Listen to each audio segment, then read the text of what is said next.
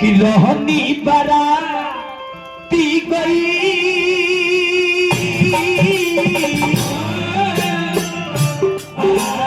ए संहतिया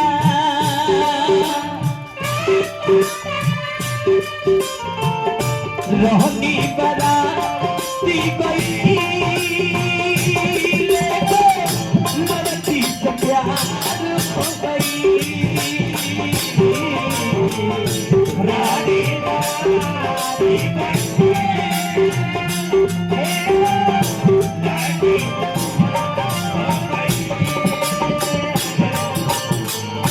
रोहनी बराती गई लड़की से प्यार हो गई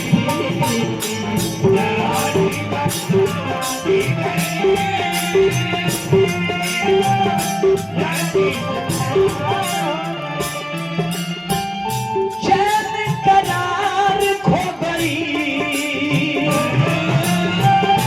चैन करार खो गई चैन करार खो गई लड़की से प्यार हो गई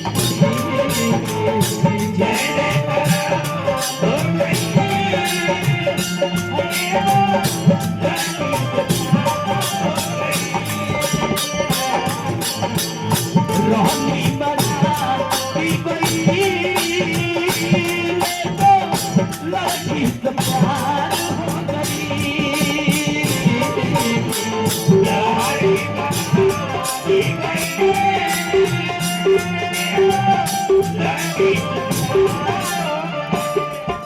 दीवाना दिल मेरा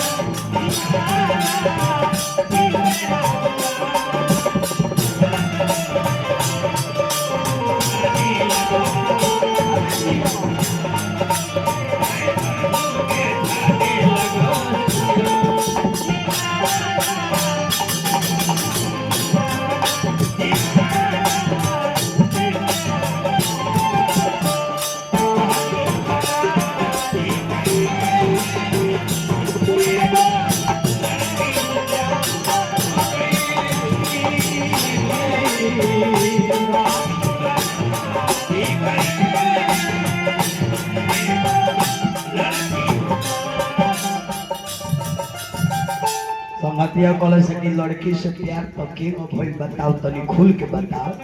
तो देखी लड़कवा कॉलेज की का कहीं यार वीडियो कैमरा लेके गई रही बारात दुआरी लागो हां जयमाल होत रहुए आ कनिया एक बाइक घर में से निकलुए ओकर सब सखी लोग कनिया के संगे रहुए आ जब कनिया में मंच पहुए तो ओकरा लोग ही ओकर छोटकी बहिनिया लाल सूट पहन के रहुए जान जा जो कनियोल काट के ऊपर बहिनिया लागत का कही यार अरे चांद वैसन चेहरा के बखान कितना कोरी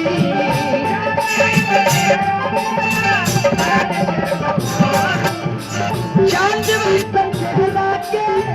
बखान कितना कोरी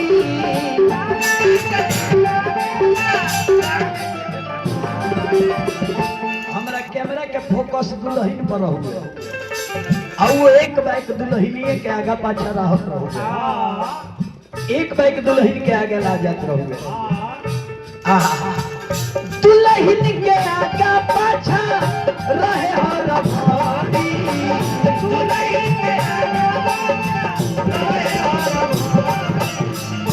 दुल्हन के आगे पाछा रहे हर भारी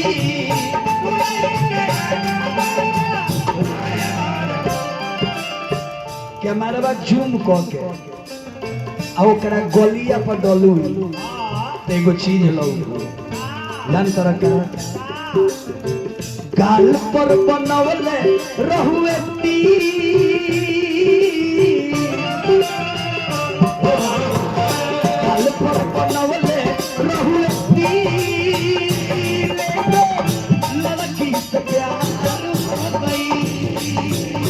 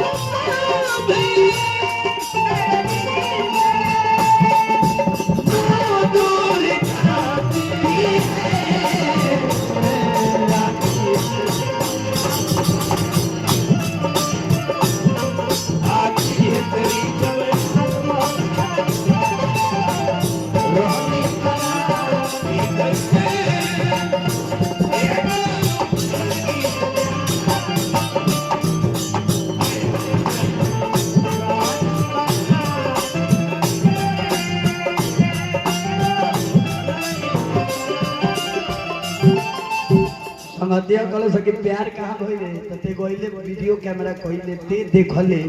का जने उ लड़किया तोरा के देखलस कि ना देखलस तो प्यार तोरा के ना हुआ कहलस कि सुना ना अभी प्यार ना भई ना जयमाल हो गए तो हमनी बारात में आ गए आ ओकरा बाद गुरे थनी होखे गए भसुर गौ मन तो हम कैमरा लेके आंगन में गए कहना के कैमरा कोई नहीं ओकरा बाद कैमरा उठाऊंगी तो एक bike on the spot camera के फ्लैश पर लुआ के लोग खड़ा हो गए। हाँ हमार फोकस कैमरा के एकदम लड़की पर हो जानते रहो हमरा के देखुए त का कहू अरे कोई के इशारा हमके भारी बोलहुए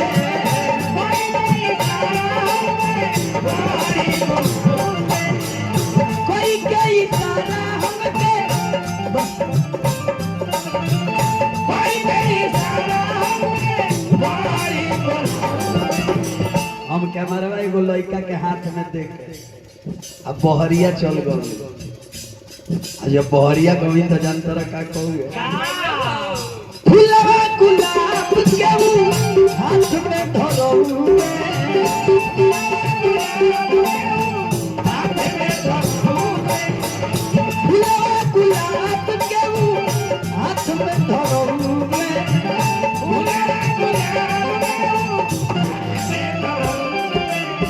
फूल तो लेवे के ले लेही बाकी करेजा धक धक करत रहू कहीं जे कोनो गांव के देखलस तो बिना ऊखे के कोसी भरे लगी धड़ धड़ धड़ के लगुएती ले ले धड़ धड़ धड़ के लगुएती लड़की से प्यार हो गई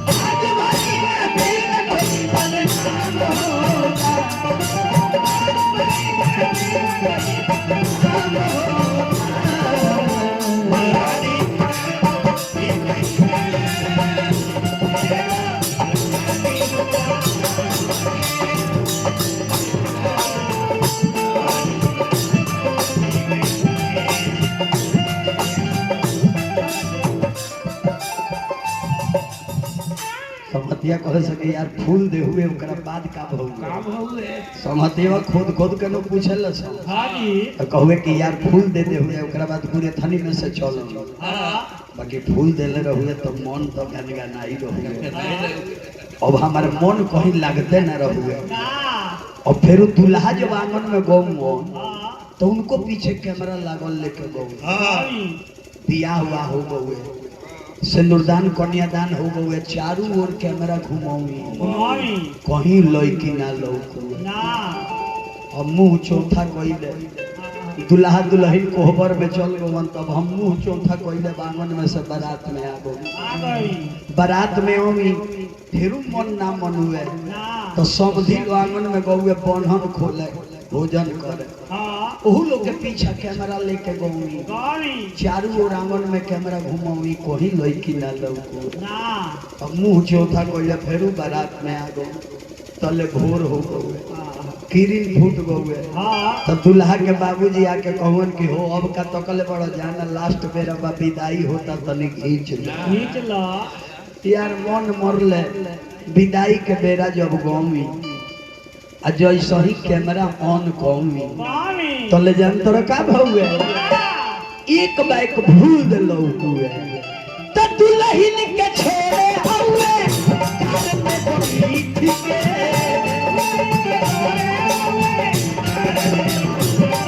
दुल्हन के छोड़े हुए कार में बैठ के दुल्हन के छोड़े हुए कार में बैठ के जब करवे में से हमरा के देखुए तो जान तोरा का कहूए छत में पाती दिगुए दहिया वही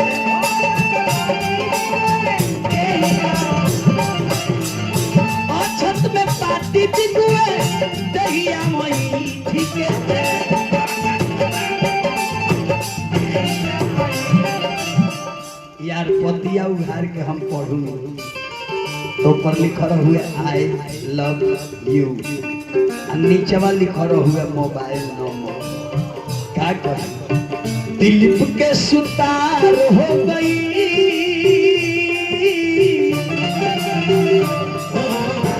बारूद के पहाड़ हो गई लड़की से प्यार हो गई।